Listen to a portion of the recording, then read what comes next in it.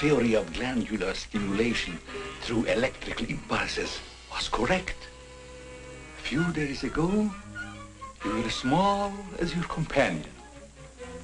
And now look at you.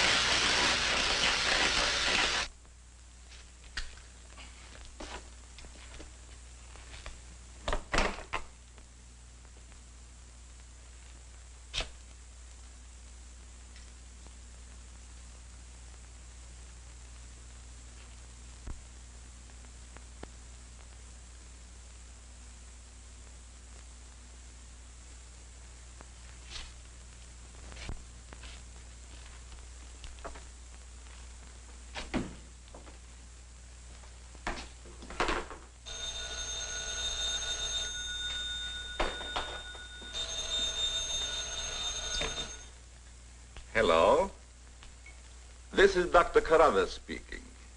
Yeah, this is Heath. Henry Morton and I are having a little get-together at my home tonight. We want you to come. Why, that's nice of you, and I appreciate it. But I'm very busy working on a formula for a new shaving lotion. Oh, but Doc, this is my daughter's idea. And she's going to be awfully disappointed if you don't show up. Don't take no for an answer. Make him come. Yeah, you see, it's a sort of a special occasion. I bet Mary is going to announce her engagement to that young rascal, Don Morton. Tell her I'll be there. Goodbye. Well, it's all arranged. He's coming. He's going to be surprised when he finds the special occasion that's to present him with this bonus check. $5,000.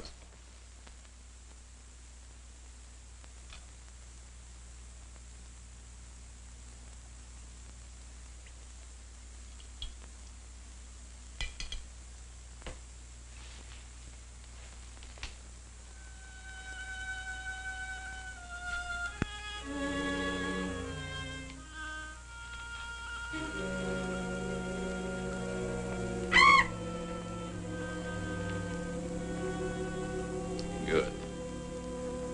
You have not forgotten. You hate this strange oriental fragrance, even while you sleep. Just as you did before I made you big and strong. Now, if you detect the fragrance in the night, when you're fully awake, you will strike.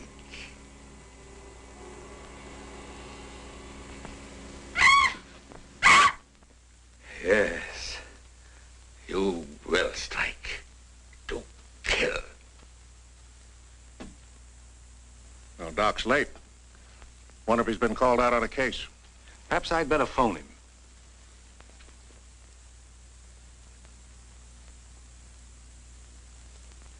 Now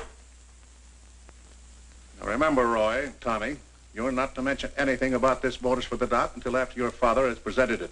Have you warned those two lovebirds over there? Perhaps I'd better. I want to caution both of you. Not to say a word about the check. Until you're ready to spring it on him. Your father will make the presentation, Mary. Why don't you unveil it, like a statue? Then we could all be in on it.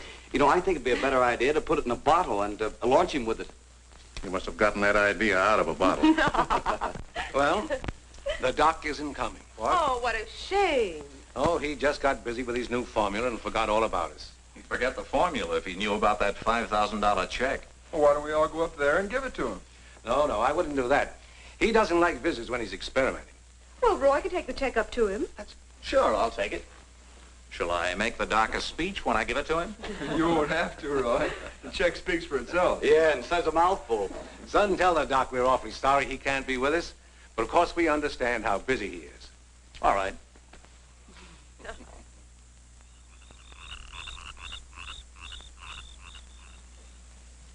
Just a minute, Roy, and I'll be with you.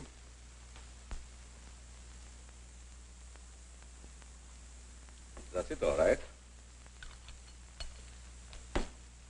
Now, what can I do for you? We were all sorry you couldn't be there tonight.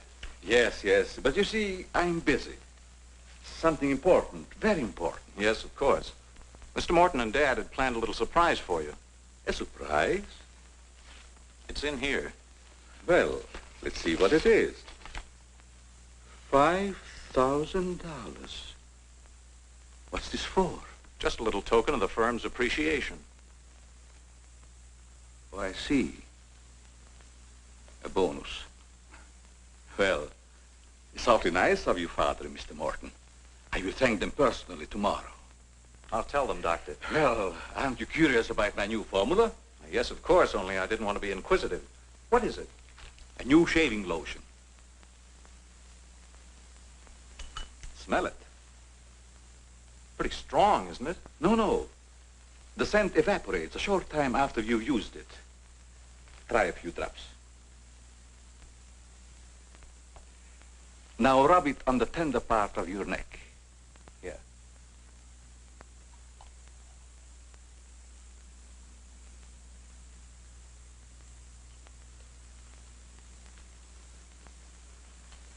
Soothing, isn't it? Yes. When will it be ready for the market?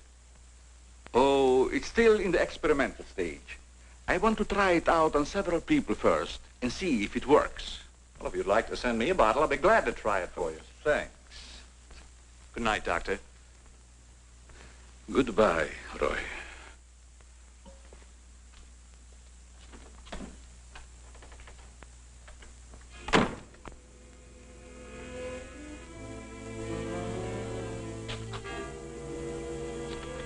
Lovely check, isn't it, Doctor? They are wealthy because of you. You made them rich, Doctor. It was your formula. Tonight they gave you $5,000 and wanted you to come down to their house and thank them for it. That was your money they gave you, like a bone tossed to a faithful dog.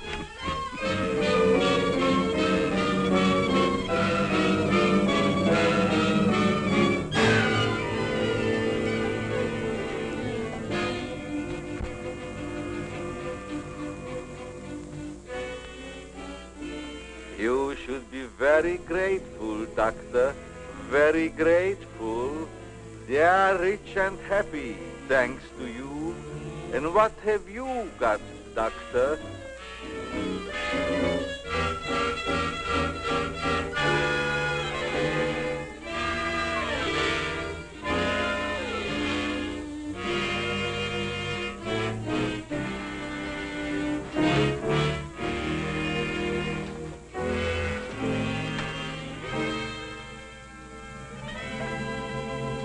Tonight you have work to do.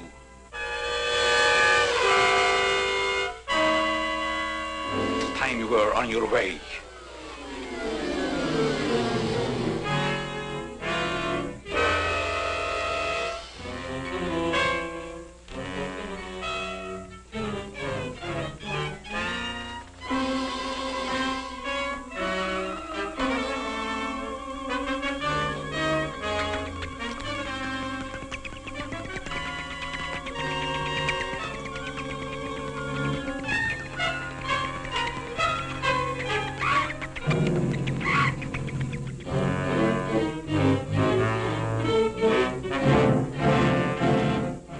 Tonight's a good time while our families are here to announce our engagement. Look, Don, I've loved you a long time, ever since we were kids. But I'm afraid it's been more like a sister. Well, I had no idea you felt that way.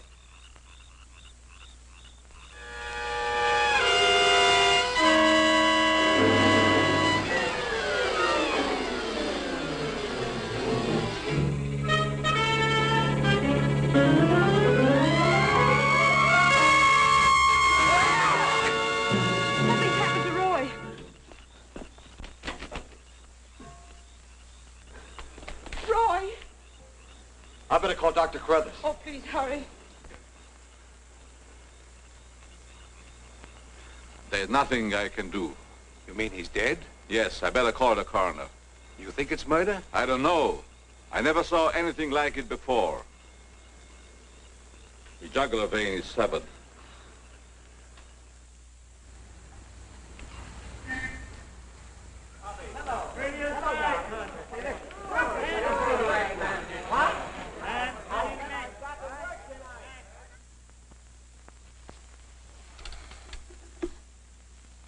Send Johnny Layton in here.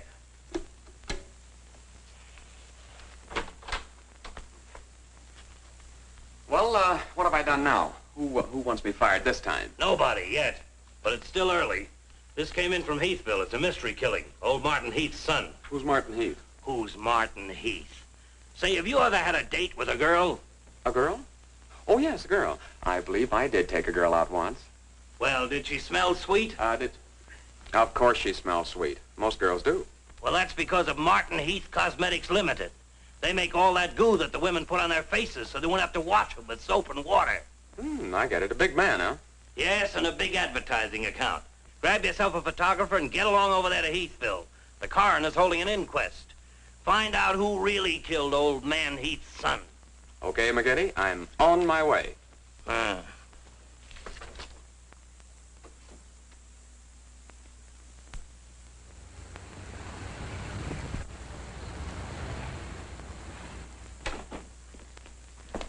Chief Wilkins? Yeah? I'm Johnny Layton of the Chicago Register. Glad to see you. And this is my cameraman, One Shot McGuire. Hi, Chief. Howdy. Say, we're down here to cover that Heath murder, but we didn't get much information at the coroner's inquest. I thought maybe you might be able to help us. Well, I'm always glad to cooperate with the newspapers, providing they cooperate with me. That's the policy of our paper. Well, to tell you the truth, I haven't got very far with this thing myself. Oh, here's something that might interest you. It's a picture of the victim's wounds. Mm-hmm. You'll be able to see it better with this glass.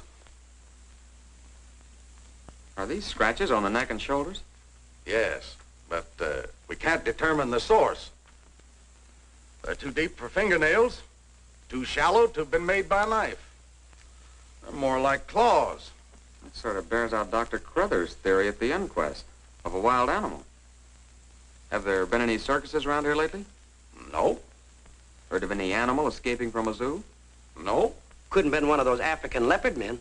They use steel claws. This isn't Africa. Okay, Chief, I was just trying to help.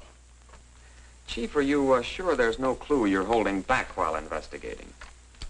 Well, since you're going to work with me on this case, there is a clue, and a very weird one. The autopsy surgeon says that such wounds could have been made by the beak and talons of a bird. A bird? Why, there aren't any birds around here big enough to attack a man. How about an eagle? We know it wasn't a bird. How do you know that? Because we found several hairs on the shoulder of Heath's coat. Ah, cherchez la femme. They're not human hairs. What kind are they? Well, it may sound silly, but the laboratory test shows that they were from a mouse. Well, who ever heard of a mouse big enough to kill a man? Say, a bat has hair like a mouse. Well, the only bats around here are no bigger than sparrows. There was a peculiar odor about the wounds, but they were so faint and elusive that the police chemists have been unable to identify it. Then it does give us something to work on. Well, if the scent was a clue, it's been destroyed by evaporation. Say, Chief, do you mind if I do a little sleuthing around on my own account? Certainly not. Go ahead. If I can help you any, why... You can. Miss Heath seems to be the nearest to an eyewitness of the crime. I'd like to have a talk with her. Can you arrange it? I think I can. Well, Dr. Carruthers refused to let her speak to us. We tried that this morning at the inquest. Well, don't you worry about Dr. Carruthers. He's one of the finest men in Heathville. He just thought you'd add to Mary's grief so you could get sensational newspaper stories. I'll arrange an interview. Thanks, Chief. I'll keep in touch with you. All right. 48J. Miss Heath, did your brother have any enemies that you know of? Why, no. Everybody in the village liked Roy. Mm-hmm. Well, what did he do at the factory? He had charge of the experimental department where the new products are developed. Oh, here comes Dr. Carruthers. Hello, Doctor. Hello, Mary. I took a shortcut from my laboratory through the garden hedge. You met Dr. Carruthers at the inquest this morning. Yes. Mr. Layton, I hope you'll forgive me if I seemed a little abrupt. But I'm fond of Mary. And considering the ordeal she already went through, I wanted to protect her from dwelling too much on a tragedy. Of course. You were quite right. We're working on the case with the police now. Yes, I understand. Chief Wilkins phoned me. And if I can be of any assistance, just call on me. Thanks. Won't you sit down?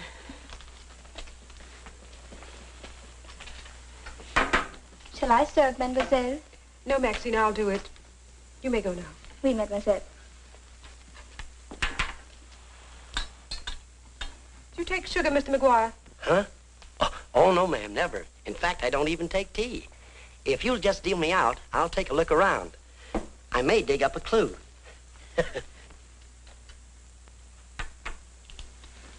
What do you think of Dr. Carruthers' theory about a wild animal, Mr. Layton? Well, frankly, I don't think much of it. I can't say that I blame you. But I, as a scientist, take many things into consideration a layman might overlook. For instance? The jagged nature of the wound, the rapidity with which the murderer escaped, the scratches from talons or claws. But when an animal attacks a human, there's bound to be a lot of noise.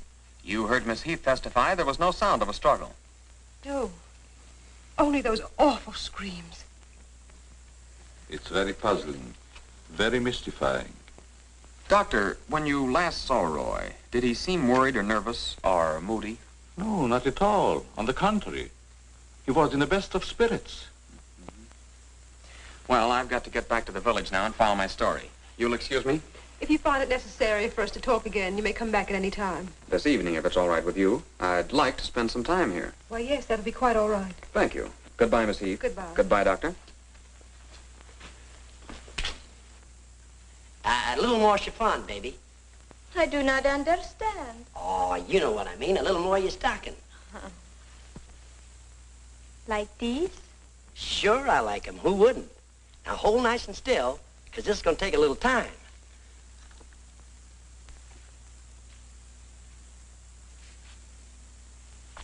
Well, if you're going to shoot, shoot.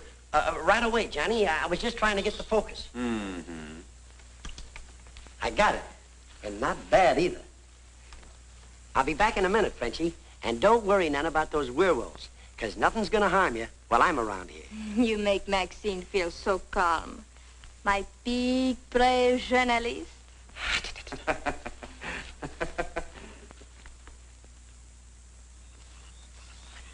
This is my idea of nothing at all. Sitting here waiting for an animal to give us an argument. Look at that moon. And I had a date with Frenchie. Oh, stop crabbing. We're supposed to solve a murder. You, Big, brave journalist. This is the first time I've ever been invited anywhere and asked not to shave until after I get there. I wanted to observe your exact reaction when you tried the lotion. Oh, now I understand. I want this lotion to be perfect before turning it over to you to be marketed. Here. It's a little strong. That'll make the customers think they're getting their money's worth. Oh, that feels great. Very soothing. I don't think you ever use anything else. Well, we wouldn't want to market anything we wouldn't use ourselves. That almost smells good enough to be used as a cologne. Oh, what's the matter, Doc? Can't you stand your own lotion? I have a violent dislike for perfumes. Oh, I'm sorry. All right, Tommy. Good night, Doc. Goodbye, Tommy.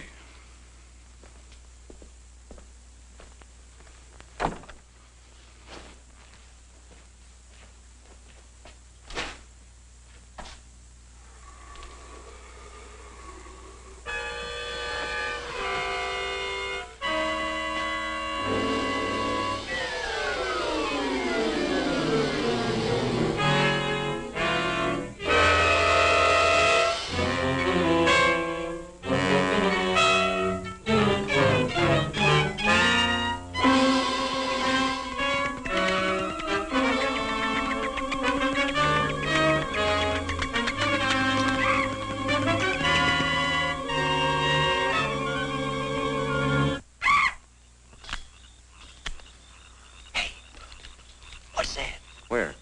Over there, something's moving.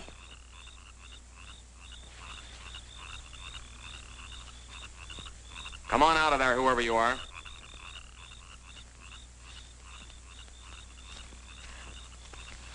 What are you doing out here, Miss Heath? I thought you might want some company. Shall we sit down? You know, you shouldn't be wandering around the garden at night after what's happened. Neither should you. Well, but it's part of my job. Mine, too. Roy was my brother. Be careful, I think it's Tommy.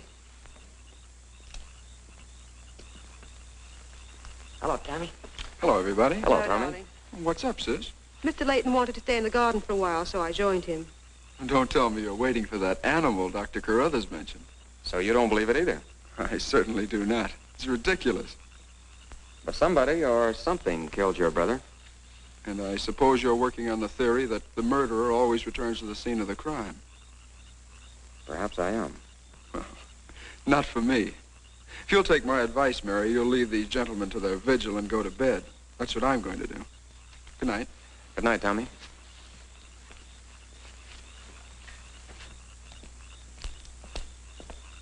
I don't think your brother likes my being here. Oh, you mustn't mind Tommy.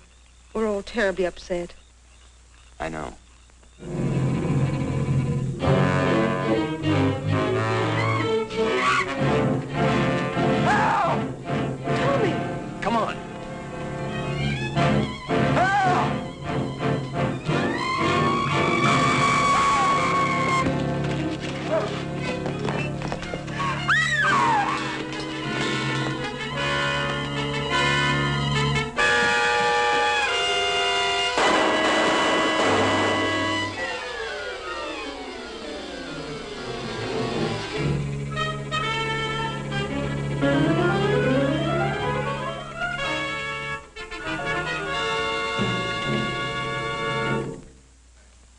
But I'm telling you, McGinty, it was a bat. I saw it kill Tommy Heath. Listen, Johnny, I want you and One Shot to come on home or I'll fire both of you. I'm not coming home, and neither is One Shot. I'm keeping him here to get a picture of the devil bat. Say, that'll look great in the headlines. Devil bat strikes again. Listen, don't tell me it had horns. Maybe I better send the wagon with the steel bars and the strong boys with the straitjackets. Look, Joe, have I ever lied to you? Plenty of times. Well, I'm not lying this time. If it ever got out that I cooked up a fake story about a devil bat, I wouldn't be able to get a job on a country weekly. Print the story, Joe. So help me, it's on the level. All right, I'll print it. But I won't believe it. Not till One Shot gets me a picture of that devil bat in action. Don't worry, he'll get it. Goodbye. You, my friend, are going to get a shot of the devil bat in action. Who, me? How? Have you noticed there's a taxidermist shop in the village? Well, you wouldn't suggest that I go out and stuff a bird, would you? One Shot. To think that you'd even hint that I would suggest you have the village taxidermist build you a nice big bat for pictorial purposes. Besides, a bat isn't a bird, it's a mammal. Well, why didn't you say so in the first place? Where is this bird stuffing emporium? Oh, down on Cottage Grove Avenue.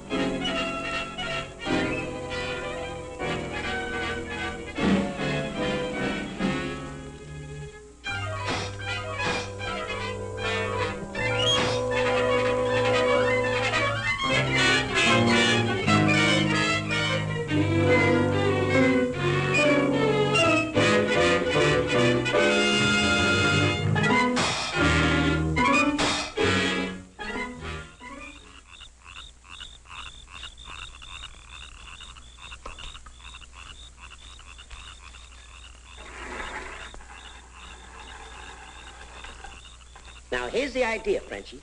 You hang on to the bat till I get my camera set up.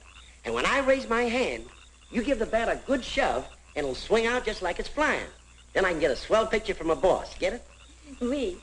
I am wise, no? No. But hang on to the bat until I raise my hand, huh?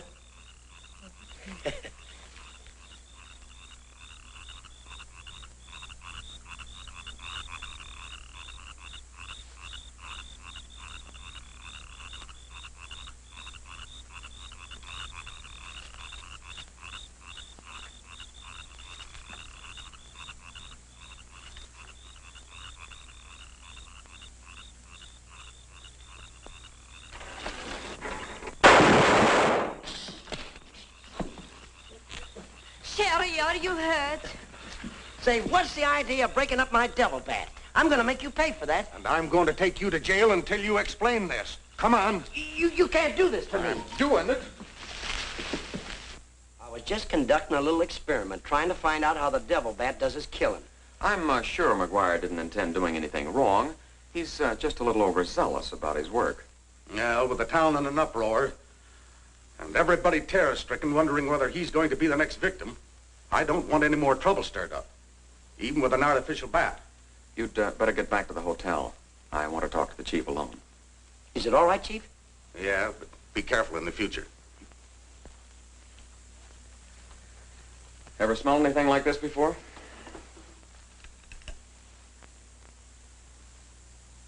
Well, yes. That's the same stuff that's been on every one of the devil bat's victims. Where'd you get it? Found it in Don Morton's bathroom. Find out where Morton got it? No, I didn't want to arouse suspicion by asking questions till after it's been analyzed. You think it has any connection with the murders? That's the way it strikes me, but I can't figure out how. I'll get the police cameras on it right away. I'll snoop around, see if I can find out where Morton got it. Well, it probably came from down at the Heath cosmetic plant. I've men working on a theory of a disgruntled factory employee committing the crimes. It's certainly more than coincidental that all the victims have been members of the Heath and Morton families. Yeah. Looks like a plot to wipe them all out. I wish the rest of them would leave town until this crime is solved. You're worried about Mary, aren't you? Well, yes.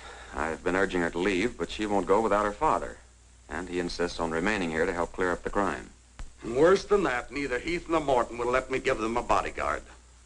I guess we'll just have to wait for something to break. Good night, Chief. Good night, Johnny.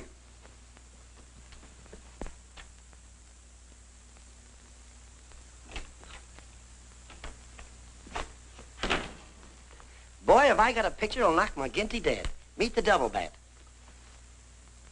Well, how about that wire? Looks as if the bat's on a flying trapeze. Oh, but I'm not through working on it yet. See, I can touch this picture up so the bat will look like he's got nothing around him but nothing. Okay, Rembrandt. You win.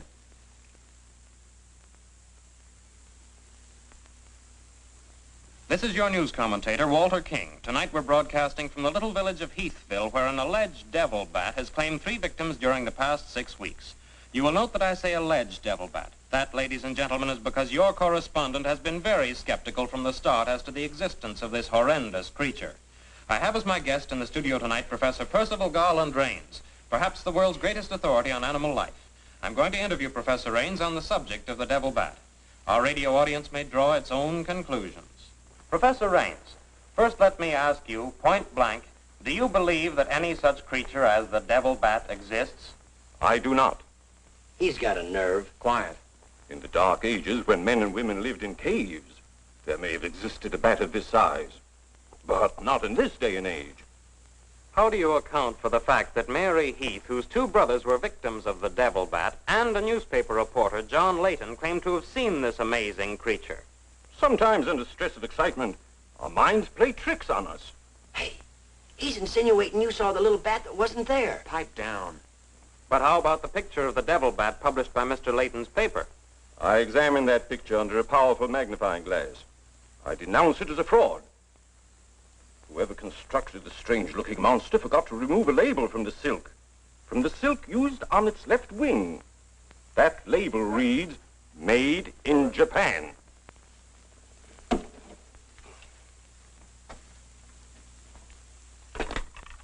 Put through a hurry call to Heathville. I want to talk to Johnny Layton. He's at the Heathville Hotel.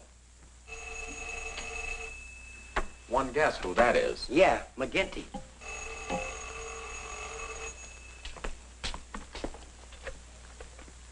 Go ahead, pour it on. So you slipped over a fake picture on me, huh? Well, you're fired, both of you. And I'll see to it that you never work on another newspaper as long as I live. Made in Japan. You tell One-Shot McGuire he ought to be snapping photos in a booby hatch. Both of you, come on in and get your final checks. Oh, no. We're not coming in to get anything. All right, so we're fired. But we're staying here just the same. I saw that bat. We're going to stay here till we catch that bat, and when we do, I'm going to bring it in and stuff it down your throat. Goodbye. Well, we're fired. Mm-hmm. Again. That's him calling back to apologize. Now, you give him a good scare. No use begging us to go to work for you again, McGinty. You fired us and we're staying fired. Oh, Mary, I thought it was somebody else. Johnny, why did you make a joke of a tragic thing like this? But it wasn't intended as a joke, Mary. I was only trying to get the news. I suppose you call it getting the news when you arrange to print a picture. That's a deliberate hoax. That has the entire country laughing. A grand joke, Johnny. But somehow I can't appreciate it. But I can explain that picture. Don't try, Johnny.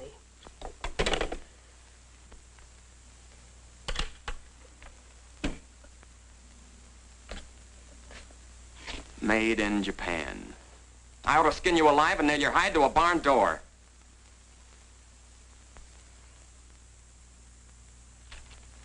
Here's the chemist report on that shaving lotion. I see he couldn't break down one of the ingredients.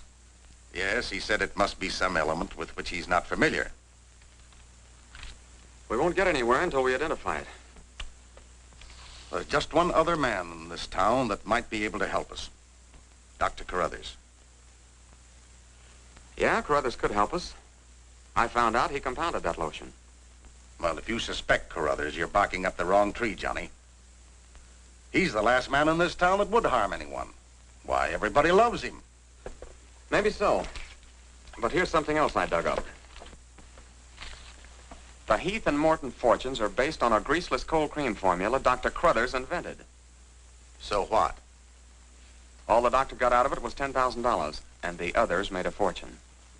Well, it's common knowledge that he sold out for cash when he could have had an interest in the firm. Just the same, every victim had this stuff from his laboratory on him. Maybe you've been working too hard on this case, Johnny. I'd like to get his reaction on the stuff. If he denies knowing anything about it, we'll know there's a tie-up somewhere. I think you're balmy. But just to show you that I'm following up every clue, we'll talk to him. We'll, put this in another bottle, and without telling him we know he compounded it, ask him to analyze it. Doc, I hope we're not upsetting your work barging in on you this way. No, not at all. I'm anxious to help solve these crimes. All the victims were very dear friends of mine. Here's a sample of the stuff young Morton and the two Heath boys had on them when they were attacked by the devil bat. Of course, it doesn't make sense to me that a bird would choose only people using that particular stuff.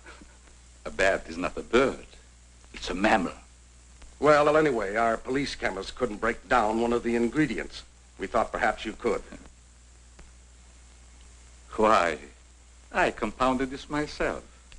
It's a new shaving lotion I'm experimenting with. The ingredient your chemist couldn't break down, I discovered years ago in Tibet. How did you happen to put it in a shaving lotion? Oh, the lamas use it in some of their religious rites as a perfume. The scent is very pleasant and can't be imitated by competitors. But what were Don Morton and the two Heath boys doing with the stuff? Oh, it is the policy of our firm to try out any new product before marketing it. Well, that knocks our theory into a cocked hat. Yeah. We were hoping the unknown ingredient might turn out to be some sort of a clue. This isn't the kind of bottle I give it out in, but I presume your chemist changed it when making the analysis. Yeah. Is there anything else I can do to help? Tell me, did you hear Professor Raines on the radio last night? Yes.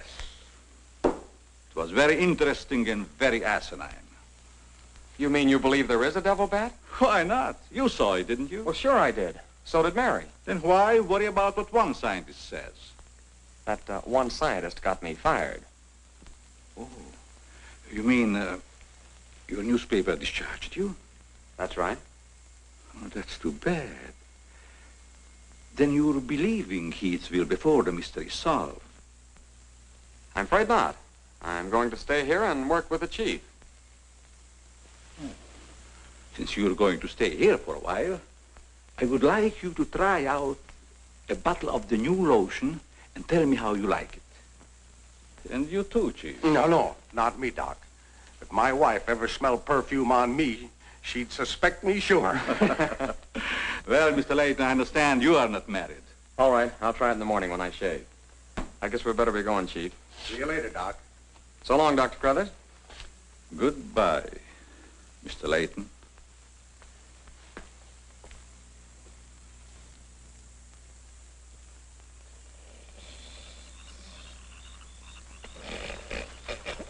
What's the matter? What's the matter? Does that smelly shaving lotion put you to sleep? Oh, why'd you tell the doc you're going to use it if you think it's smelly? Oh, I don't know. I guess I was a little ashamed of ever suspecting the old duck. Well, I like it, and I'm going to tell him so. What time is it? After midnight. Midnight? Oh, they ain't no use of waiting around here any longer. This must be the bat's night off.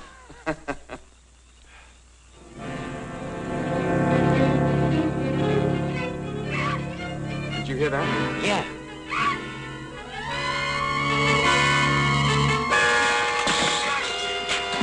Get that camera ready.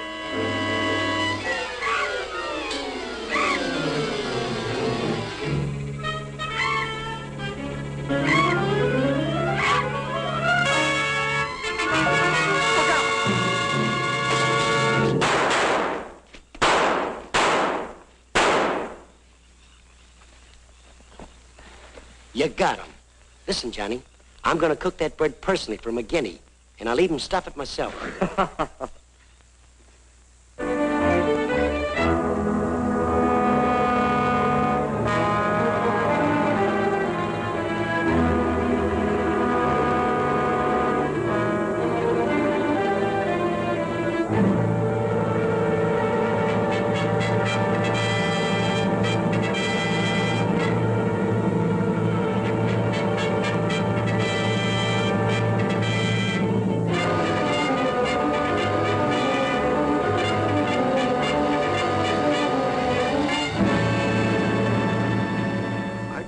skeptical when I came to Heathville today to examine the body of this so-called devil bat. But after seeing it personally and making exhaustive research, I've arrived at the conclusion that the creature is the lone survivor of a type of giant bat which existed in great numbers during the early part of the Neolithic age. Perhaps I should explain for the benefit of some of our listeners that the Neolithic age is that period of antiquity commonly called the Stone Age. Imbecile, bombastic ignoramus.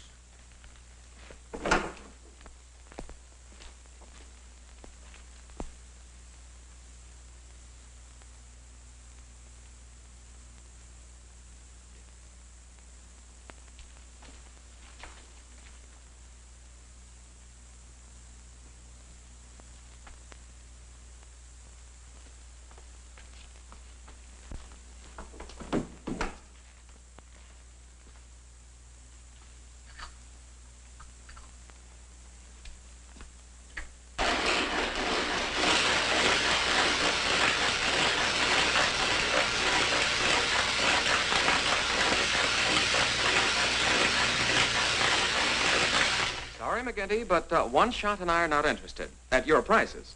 Of course, if there was a raise of, say, $30 plus a fat bonus, we might consider it. You're hold-up men, both of you. I refuse to be robbed.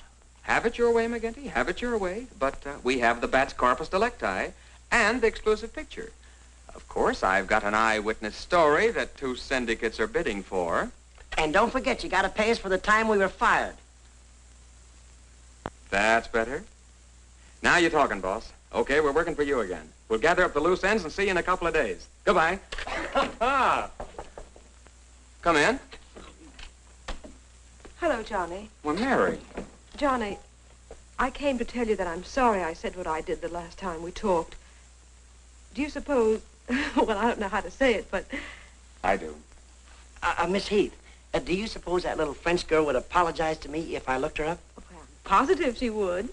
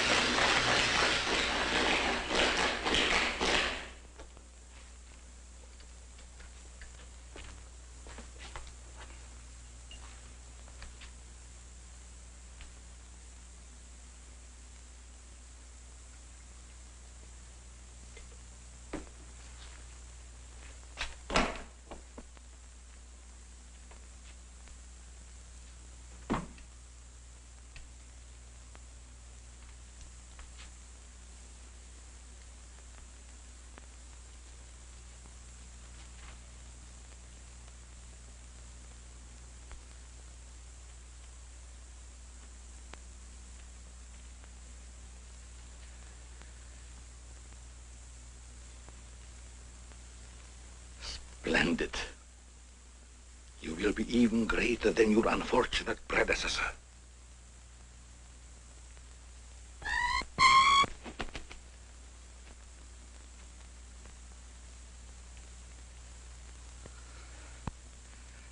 Enraged, aren't you?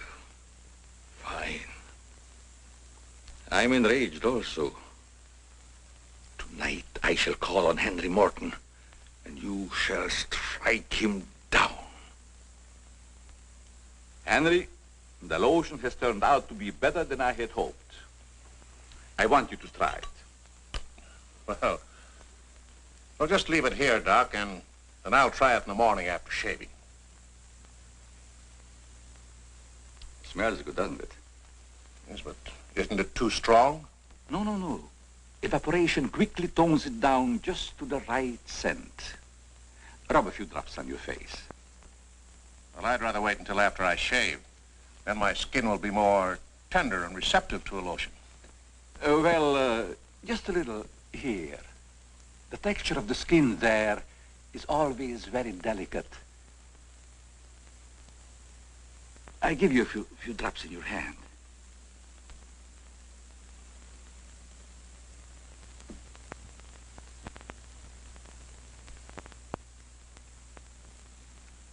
hope you're right about that scent evaporating quickly.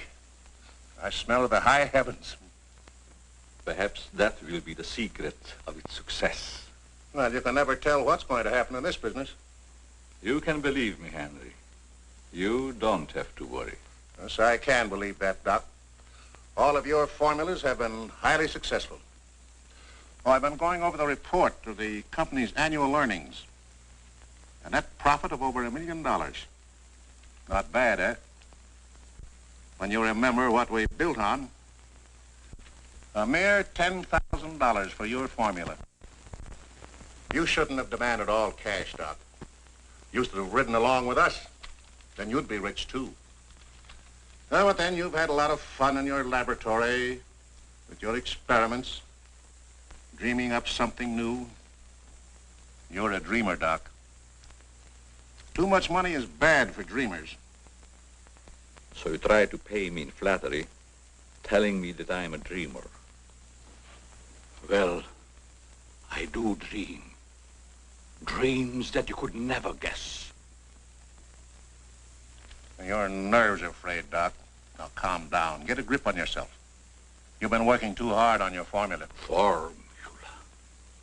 That's but child's play for a great scientist. Your brain is too feeble to conceive what I have accomplished in the realm of science. Doc, you've made some great scientific discovery. What is it? When you'll find out, Henry, it'll be too late for you. Oh, come, Doc. You can't pretend to control a man's destiny. I've already proved it 3 times.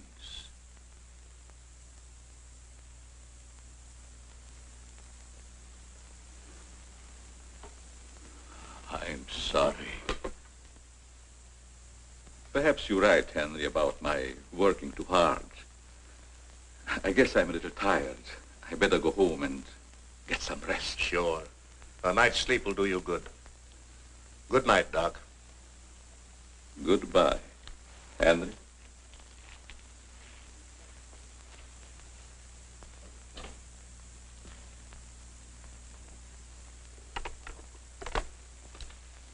.36J. Hello? Oh, that's you, Martin? Yes, Henry. I want you to call Chief of Police Wilkins to come to your house immediately. It's very important.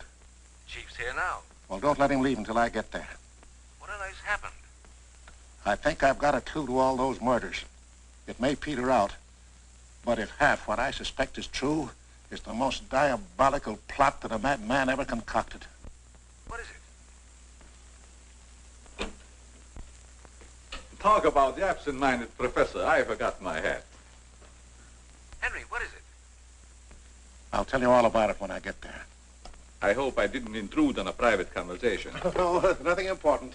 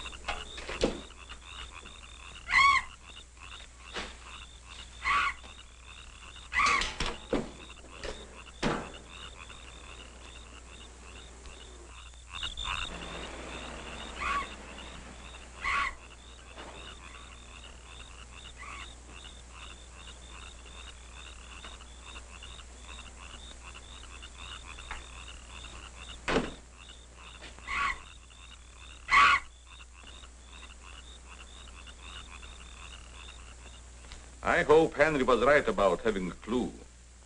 But why didn't he explain more about it when he phoned?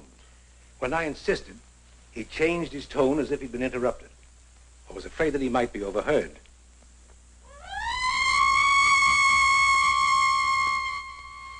What is that squeaky sound? Oh, just some night noise. Help!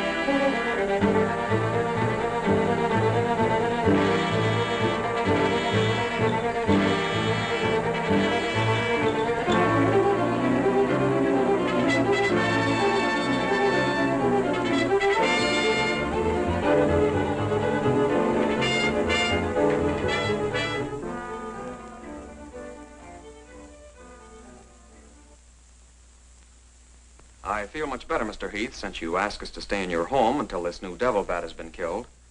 I've been worried about Mary. What reason have you to believe that Mary is in danger? Only this. I'm convinced that someone is using the bat to wipe out the entire Heath and Morton families. As a scientist, I assure you, the thought of a human controlling a bat is fantastic. Just the same, no villager's been killed or even attacked. You're forgetting, aren't you, that Mr. McGuire was attacked. He's not a member of either family. Why, I'm practically a member of this family already. I'm going to marry Miss Heath's maid. Oh, really? Well, boys, I'll have Maxine show you to your rooms. I must be running along home. It's past my bedtime. Good night, gentlemen. Good night, Good night, Martin. Good night, Doc. Good night, Doctor. Goodbye, Mary. Come along.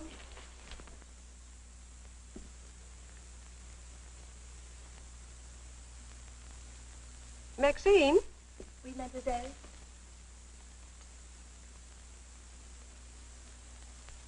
Did you fill my perfume bottles with something new? Oh, no, mademoiselle. I never touch your perfume. It's funny. I don't recognize it. Perhaps Dad filled them as a surprise. He always does that with every new perfume the plant puts out. Is there anything else? No, Maxine, that's all. Good night. Good night, mademoiselle.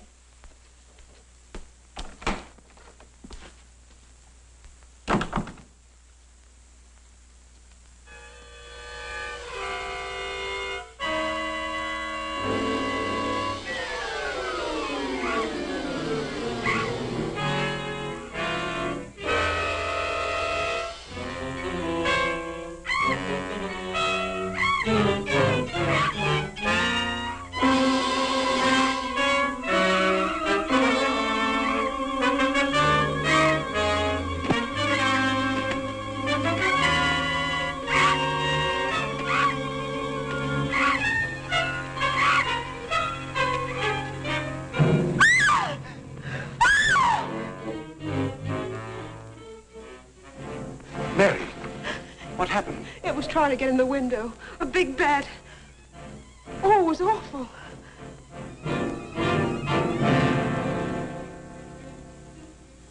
Mary, I want you to tell me everything you did just before that bat tried to get in. Well, first I took a bath. Then I brushed my hair, and Maxine came in and turned the covers down. And then fastened the screen, which somehow had come unhooked. Yeah? Go ahead, what else? Well, then we talked about some new perfume that someone had put in my dressing table bottles. Dad, did you put any new perfume in my bottles? No, I didn't. Is that the stuff? Yes. Johnny, this smells like... Hey, quiet. I've got a hunch that I want to follow up, and I'll need everybody's cooperation. We'll do everything we can. Of course. What's Carruthers' number? 48J. Operator, give me 48J, please.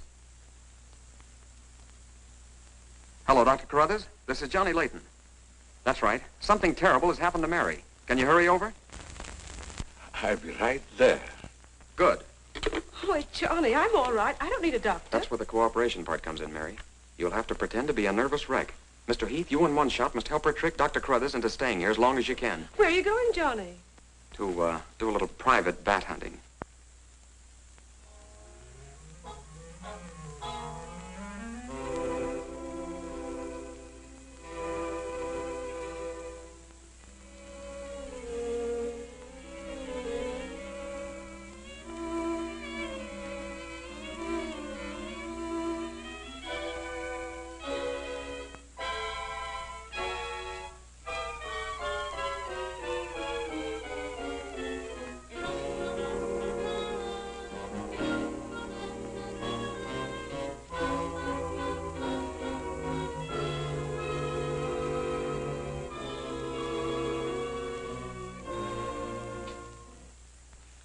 The devil bat tried to get through that window. If she's suffering from fright, I give her a sedative. Where's Mr. Layton? Why, I guess he's out in the garden hunting the devil bat. Layton is a very brave young man. Give Miss Heath one of these every half an hour. Oui, doctor. It will quieten her nerves. But, Doc, hadn't you better stay until she's quieter? She'll be all right in the morning. Hey, Doc, I don't feel so good myself. Would you mind taking my temperature? You look perfectly well, Mr. McGuire. Well, you ought to see my tongue. It looks just like a squirrel's tail. Look. Try some calomel.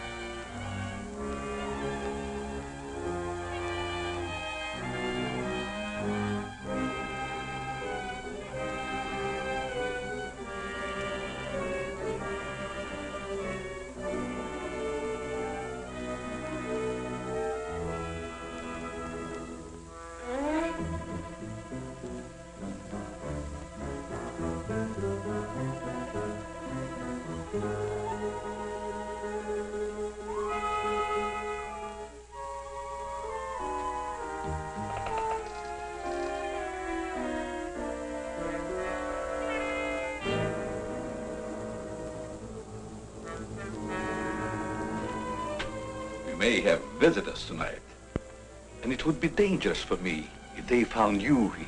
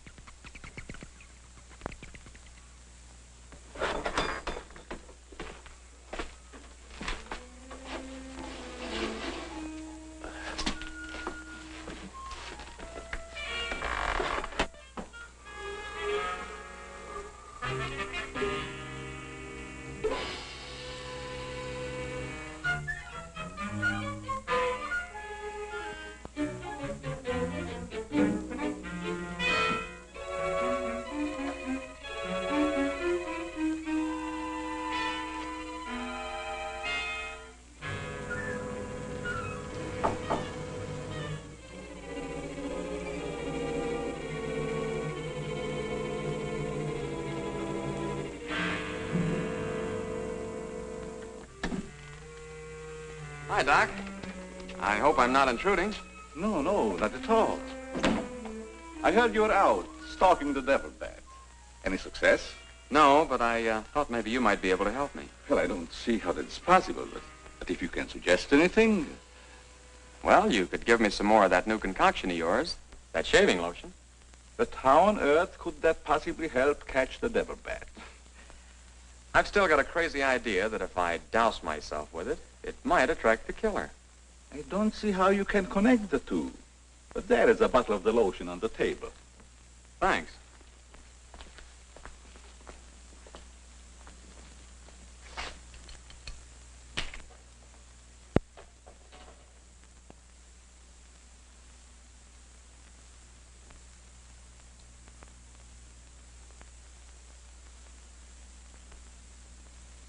You see, Doc, I figured out something. All four of the murdered people had this lotion on them when the devil bat struck. Now, my plan is to sit in the garden, and when the killer makes one of those power dives, I'll blast him. Layton, I'm afraid all these murders have affected your mind. Maybe you'd like to come along, Doc, and be an eyewitness. I'm sure it would be just a waste of time, but I'd be glad to watch your experiment. Good. I knew I could count on you to help me.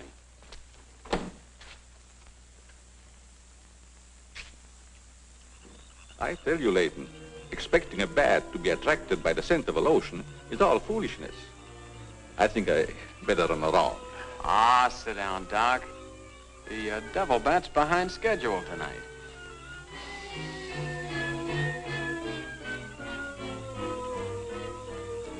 You, aren't very chummy tonight. What's the matter? Firearms always make me nervous. Oh, I thought maybe you didn't want to be sitting too close to me. Just in case the Devil Bat does show up. According to your theory, the killer wouldn't attack me. I haven't any of that lotion on me. You have now, Doc. Why did you do that? To make it a 50-50 proposition, Doc. Now sit down, and don't try any shenanigans.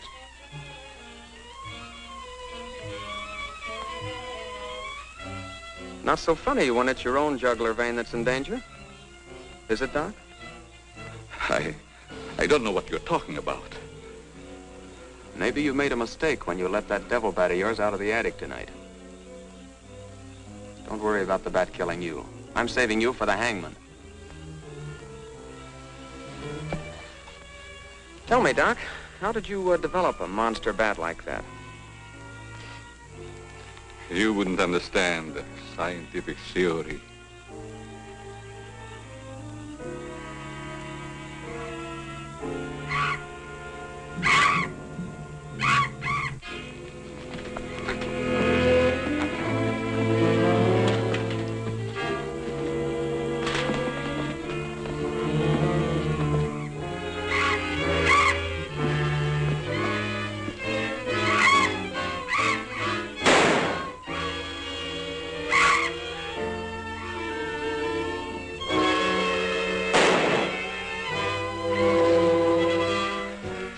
Chief, what are you doing out here? Young fellow, don't think that you're the only man working on this case. And it was lucky I was here, too. Thanks. Did you kill the devil bat? No, he got away. Well, here's one bird that didn't get away, and he's the murderer we've both been looking for. Quick, shoot it!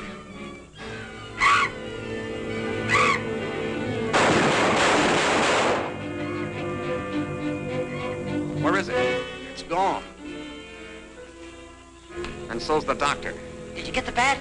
What happened? Doc Carruthers is the murderer, and he's hiding somewheres in the garden. You fellas get back to the house and guard Mary. Come on.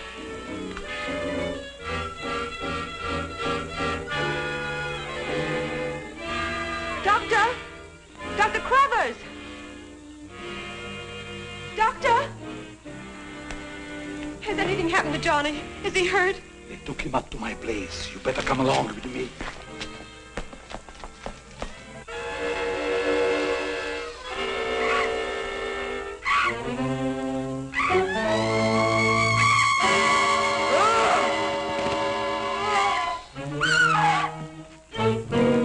That was Mary.